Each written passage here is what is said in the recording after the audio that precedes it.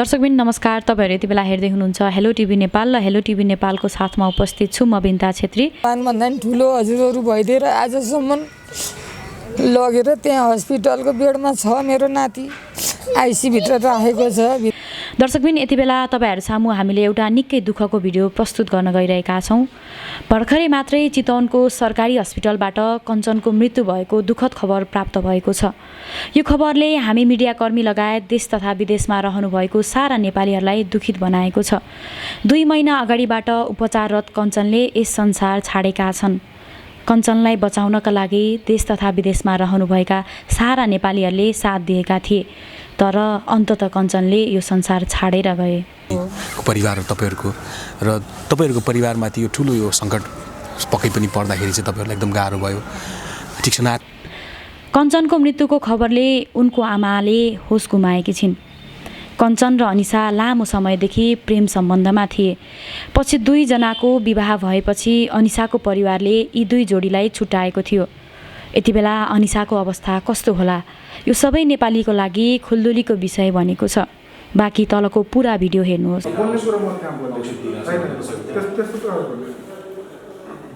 त्यो तपाईले बनाउनु छ भने त्यो प्रशासनले पनि है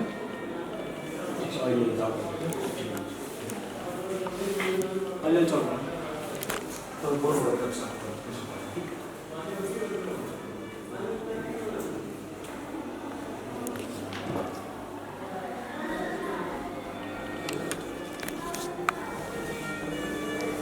लाइक सानो गर्दै पर्ने किताब अझै पनि नम्बर ज्यान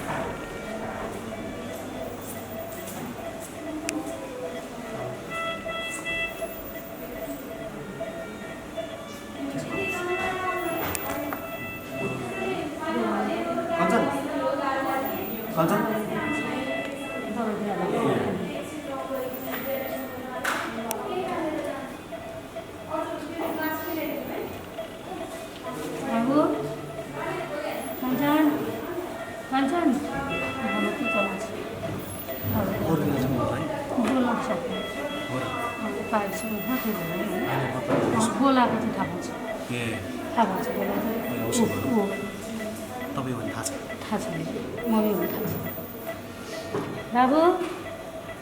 कञ्चन कञ्चन मम्मी हो नि।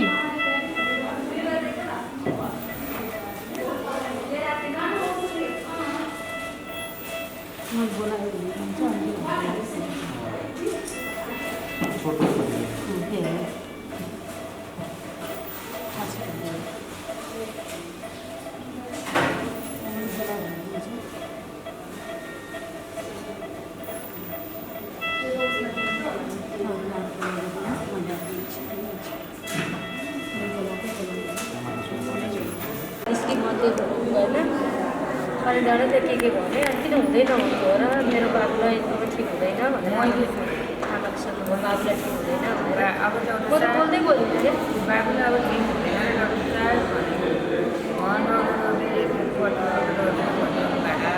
त्यो भगवान्को भरोसा राम्रै हुन्छ होला, राम्रै लाग्ला भन्छ होला। त्यो तपाईँहरूलाई सान्त्वनाको लागि भन्नु त्यो गलत, त्यो गलत हो। यस्तो घुमाएर पुरा गर्न जान्दिनँ। डाइरेक्ट पुरा तपाईँको भएको र नभएको एउटै हो, केही छैन। लिएर जानुभयो हुन्छ, लिएर जानुभयो भन्यो। अनि त्यहाँ म बोल्न सकिनँ, त्यहाँ केही नि बोलिनँ। अनि त्यहाँबाट हजुरलाई फोन हाने आएर फोन लागेन। त पहिला चाहिँ तपाईँलाई नै हाल्छ क्या, मैले फोन हाल्दाखेरि फोन लागेन। अनि त्यो पछि होइन पहिला हो डर भन्नु आएर गइसकेपछि अनि त्यसपछि अनि मैले उता न्युज नेपालको चाहिँ उसलाई निरु गौतमलाई फोन गरेँ। अनि फोन गरेपछि अनि यस्तो यस्तो भयो, यस्तो भयो भनेर रुँदै भन्दै त्यति कुरा तपाईँले थाहा पाउनु भयो होला।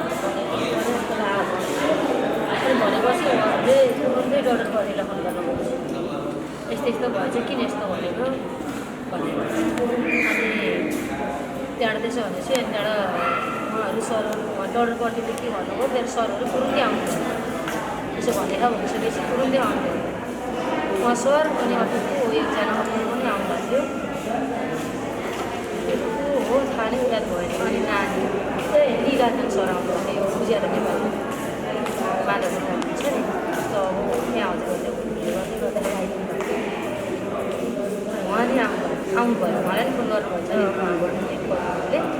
उहाँले आउनुभयो भोलि पनि त्यो दिन बेलुका यहीँ यसो बाबुलाई हेर्नुभयो अनि मलाई के भन्यो भित्रको अनि बेलुका त्यहाँबाट फोन गरेपछि पढ्दै गर्नुभएछ तिमीले यस्तो किन भनेको अब मिडियाबाट चाहिँ गऱ्यो मिडियाले हाम्रो मान्छे तिमीले त्यसै बाबालाई बोल्यो भोलि यति तलमाथि भयो भने हस्पिटल कहाँ बदनाम हुन्छ के हुन्छ भन्छ तिमीले होइन अर्को के भन्नुभयो अब अनि त्यहाँबाट त्यसो भने त्यति बेला खिच्दा हुन्छ त्यति बेला आउँछ नि मोमेन्टहरू हेर्छु क्या मोबाइलमा सधैँ त्यो मात्रै हेर्छु हो र भनेपछि कञ्चनलाई एकदमै छिटो निको होस् भन्ने तपाईँ चाहनुहुन्छ ठिक हुँदैछ अब भित्र उपचारमा छन् बिस्तारै ठिक हुन्छ टाइम लाग्छ दर्शकवृन्द नमस्कार अनि हार्दिक स्वागत गर्न चाहन्छु म पारस भट्टराई यति बेला म चितवन आइपुगेको छु चितवनको सरकारी हस्पिटलमा आएको छु भरतपुरमा रहेको सरकारी हस्पिटलमा जहाँ कञ्चन तिमिल सिन्हाको उपचार भइरहेको छ आज 51 दिन भइसकेको छ अब कञ्चनको अवस्था के छ अहिलेको पछिल्लो अवस्था बिचमा योभन्दा अगाडिको भिडियोमा मैले तपाईँहरूलाई राखेको थिएँ कञ्चनको अवस्था अलिकति गाह्रो छ स्वास्थ्य सुधार भएको छैन स्वास्थ्यमा समस्या आएको छ भनेर मैले त्यो भिडियो राखिसके पछाडि त्यस पछाडि चाहिँ केही कञ्चनको स्वास्थ्यमा भने सुधार आएको छ यो भनेको अलिकति खुसीको कुरा पनि हो र कञ्चन फेरि पनि पहिलाको अवस्थामा फर्किन सक्छन् भन्ने आशा यति बेला कञ्चनको परिवारलाई र हामी सबैलाई पलाएको छ डक्टरहरूले पनि त्यही भन्नुभएको छ कञ्चन पहिलाभन्दा केही रिकभर भएको छ भन्ने कुरा छ र आज 51 दिनमा आइपुग्दाखेरि चाहिँ कञ्चनको अवस्था के छ म भित्र गएर पनि सबै कुरा बुझिसकेको छु अब कञ्चनको मम्मीले अनि त्यसपछि हजुरआमाले चाहिँ के भन्नुहुन्छ यसको विषयमा चाहिँ केही कुराकानी छोटोमा गर्छु म आमा नमस्कार नमस्कार दिदी नमस्ते नमस्ते कस्तो छ अहिले हजुरहरूलाई अब अवस्था त एकदम गाह्रो छ किनभने नातिभित्र होइन आइसियुमा हुनुहुन्छ भेन्टिलेटरमा अझै आज 11 दिन भयो होइन 11 दिन होइन 51 दिन होइन यो पछि तेस्रो पटक भेन्टिलेटरमा राख्यो 11 दिन आज 11 दिन भयो अनि 11 दिनसम्म भेन्टिलेटरमा राख्नुपर्ने अवस्था छ होइन स्वास्थ्यमा केही सुधार आएको छ भनेर डक्टरले भन्दै हुनुहुन्थ्यो मलाई अब डक्टरले त केही राम्रो भएको छ नातिनु अब भगवानको भरोसा हो हामी नि भगवान त होइन भन्नुहुन्छ अनि बाबुलाई गएर आफूले हेऱ्यो त्यस्तै देखिन्छ अब के गर्ने अब आज 51 दिन भइसक्यो 3 खेप भयो भेन्टिलेटरमा राखेको नि गयो हेऱ्यो तै पनि हुन्छ कि भन्ने अलिकति आश लाग्छ हेर्नु आजसम्म हजुरहरूले सबैले देश विदेशबाट सबैले माया गरिदिएर आजसम्म मेरो नाति छ भनेर गएर हेर्न पाइँदैछ अब भोलिको दिन कस्तो आउँछ थाहा छैन अब कसैले खेलाउन जस्तो बनाइदिएर एउटा हुन त गरिब भएर जन्मिनु केही दोष थिएन मेरो नातिको नि आज एउटा खेलाउन जस्तो बनाइदिएर आज यत्रा दिनसम्म आफ्नै घर जस्तो गरेर बोल्छ ठिक छ आमा नरुनु हजुर हुँदाखेरि फेरि हामीलाई पनि एकदमै गाह्रो पर्छ हाम्रो दर्शकहरूलाई पनि गाह्रो यति पर्छ भगवानले छोड भने आउला मेरो नाति फर्केर आशा लागेको छ आमा सबै ठिक हुन्छ नआतिनुहोस् तपाईँको अब धेरै दर्शकहरूको शुभेच्छा छ आशीर्वाद मिलेको छ होइन डक्टरहरूको आशीर्वाद मिलेको छ तपाईँहरू स्वयं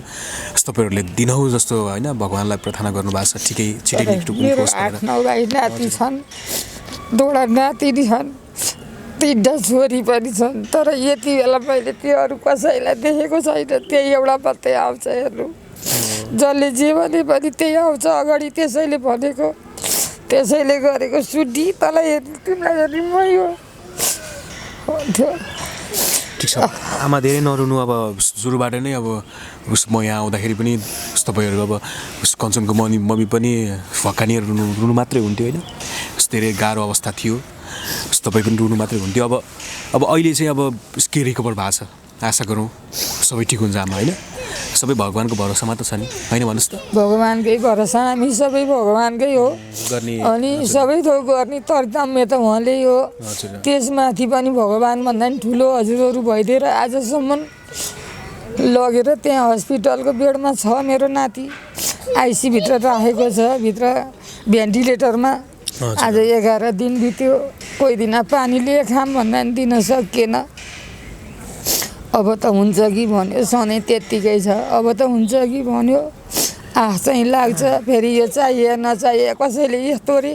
छैन रे डेट भइसक्यो रे भनेर सुनाउँछन् हेर्नु आफूलाई त हेर्न नि आउँदैन जाने नि छैन तैपनि यस्तो सुनाउँदाखेरि झन् यो मन उही काटिया घाउमा नुन हाले जस्तो हुन्छ अब के भन्ने अब आमा धेरै नरुनु हजुर हुँदा पनि हामीलाई पनि गाह्रो हुन्छ सबै कुरो माया सपोर्ट होइन साथले गर्दाखेरि चाहिँ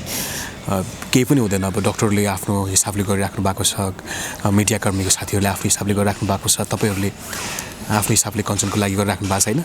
भनेपछि अब सबै ठिक हुन्छ भगवान्को भरोसा केही नहोस् दिदीलाई चाहिँ अब आज 51 दिन भइसकेको छ होइन कञ्चनलाई चाहिँ अघि भर्खरै गएर पनि हामीले हेऱ्यौँ भित्र गएर अब कञ्चन बोल्न सक्ने अवस्थामा त छैनन् तर केही दिन अगाडिको भन्दा चाहिँ केही सुधार चाहिँ भएको हो होइन यस्तो अब अस्ति आजभन्दा 4-5 दिन अगाडि भन्दा चाहिँ अलिकति अब त्यतिखेर चाहिँ बाबुलाई अब एकचोटि चाहिँ अब डक्टरहरू सबैले माया मार्नुभएको हो आश मार्नुभएको हो अब नातिनु भनेर अब उहाँहरूले चाहिँ अब सिधै हुँदैन चाहिँ भन्नु भएन यति लान चाहनुहुन्छ भने पनि लैजान सक्नुहुन्छ भन्ने जस्तो कुराहरू नि गर्नुभएको थियो तर त्यो दिनमा अब सबै त अब राख्ने खटाउने जे गर्ने त हुने परमात्मा नै हो अब उहाँले नै अब जे गर्नुहुन्छ त्यही नै हो तर त्यही दिनबाट नै अलिकति उसलाई बेलुकाबाट अलिकति हल्का भनौँ न उसको धड्कनहरूमा अलिकति बढी आयो र अब अरू त सबै कुराहरू ठिकै छ ज्वरो पनि आएको थियो अहिले हिजोदेखिबाट ज्वरो आएको छैन अनि अब बोलटमा चाहिँ इन्फेक्सन बढेको छ उसको 21,000 पुगेको छ आज हिजो चाहिँ कति थियो हिजो 19,000 थियो हिजोभन्दा आज चाहिँ अलिकति बढेको 21,000 भयो अस्ति 13,000 आएको थियो 13,000बाट एकैचोटि 19,000मा पुग्यो 19,000बाट आज फेरि 21,400 कतिमा पुगेको छ भन्नुभएको थियो बिहान त डक्टर पनि आउनु भएको थियो अब हुन त अहिले पनि डक्टर भित्र हुनुहुन्छ बिहान चाहिँ के भन्नुभयो डक्टर साहबले तपाईँले कुराकानी त गर्नुभयो होला के भन्नु यस्तो हिजो चाहिँ डक्टर प्रदीप आउनु भएको थियो अनि बिहान नि अब बाबुकै लागि पनि 9-10 बजेसम्म नि बस्नुभयो अनि आज उहाँहरूले आउने दिउँसो त्यो अब 11 बजेको टाइममा चाहिँ म थिइनँ बाबुलाई सानो बाबुलाई चाहिँ अब पढाइ छोडेर अब उही मलाई उपचार गर्नको लागिले नै अब पैसा नपुग भएर चाहिँ उसले पढाइ छोडेर गएको थियो काम गर्नलाई अनि अहिले फेरि अब सबैजनाले गाउँको मान्छेहरूले तैँले पढाउन नसके पनि अब हामी पढाउँछौँ बरु उसलाई पढाउनु पर्छ उसलाई अब 10सम्म पढ्नलाई खर्च लाग्दैन सबै सरकारीबाट हुन्छ भन्नुभयो अनि उसले नि पढ्न मन गर्यो अनि मैले आज लिएर गएर उसलाई भर्ना गरिदिएँ भनेपछि सानो बाबुलाई भर्ना गर्नुभयो सानो बाबु अब तपाईँहरूको परिवार एकदमै पहिलादेखि नै अब हामीले सुरुबाट नै भिडियो खिच्न जाँदा पनि तपाईँहरू त एउटा सुकुम्बासी टोलमा बस्नुहुन्छ अब अवस्था पनि एकदम गाह्रो त्यसमाथि पनि तपाईँहरू एकदम निम्न होइन स्तरको परिवार एकदमै गरिबी को रेखामुनिको परिवार तपाईँहरूको र तपाईँहरूको परिवारमाथि यो ठुलो यो सङ्कट पक्कै पनि पर्दाखेरि चाहिँ तपाईँहरूलाई एकदम गाह्रो भयो ठिक छ नातिनु होला सबै कुरा ठिक हुन्छ भगवान् हुनुहुन्छ होइन धेरै माया गर्ने हाम्रो दर्शकहरू पनि हुनुहुन्छ हामीले पनि सपोर्ट गरौँला अब अहिलेको कुरा चाहिँ कञ्चनलाई चाहिँ केही नहोस् कञ्चन चाहिँ निको हुन् भन्ने कुरा सबैको शुभेच्छा पनि त्यही नै छ सबै ठिक हुनेछ होइन तपाईँहरू नरुनु होला नआत्तिनु होला मैले पटक यहाँ आएर भन्छु तपाईँहरूलाई तपाईँहरू आत्तिनु त पक्कै हुन्छ कहिलेकाहीँ डक्टरहरूले केही भन्दा पनि आत्तिनुहुन्छ तपाईँहरू होइन आमा हो हजुरआमा हो होइन यता भित्र नाति छोरा त्यसरी लडिरहँदाखेरि चाहिँ जो पनि जसको मन पनि रुन त रुन्छ आत्तिन्छ तर आफूलाई सम्हाल्नु होला तपाईँहरू नै आत्तिनु भयो भने तपाईँहरूलाई नै केही भयो भने त फेरि कसले हेर्ने कञ्चनलाई होइन होइन आमा बुझ्नु नि अब अहिले कुराकानी गरौँ जस्तो अब अहिले कति समयसम्म राख्नुपर्छ भनेर चाहिँ डक्टरले के भन्नुभएको छ यति समयसम्म राख्ने भन्ने त उसलाई त छैन किन अब डक्टरले अब सुरुमै भन्नुभएको 6 महिना हुन पनि सक्छ 6 महिना हुन पनि सक्छ वर्ष दिन लाग्न पनि सक्छ यति नै भन्न सकिने अवस्था छैन अब उही भगवानको भरोसा हो अब उसलाई हामीले अब भगवानकै हातमा सुम्पिने हो